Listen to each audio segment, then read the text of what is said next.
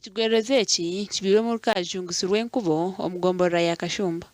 Enjura egwire rinkye konka eyizire n'omuyaga mwingi ogushenyera amaju hamwe n'okushiisha ebihingwa.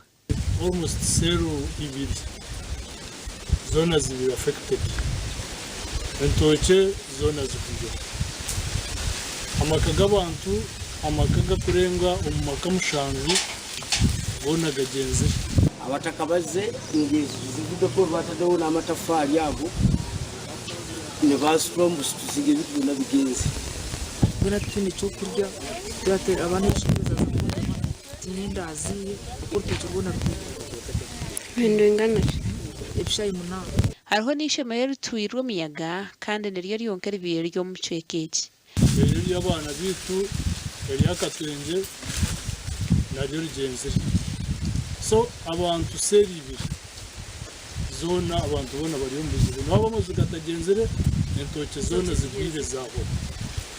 So communicating nabe buranga na sabadikoni tuza kuteko plan kurinda ngo akagira abatuyamba na munonga nyoni ishabo kugira ngo ka government ngwene itukwate twehorize wa production yaza ahagura undi hariho nakora report kutukompayiringa mu rumwe tukareba iceka ebideganisi bw'umuyaga n'urubare then tukaronda umushaho yitu ya district okutwakubasa kuyamba abantu abakatakagira wa prime minister tutweka tushimiye kuba ntweyamba.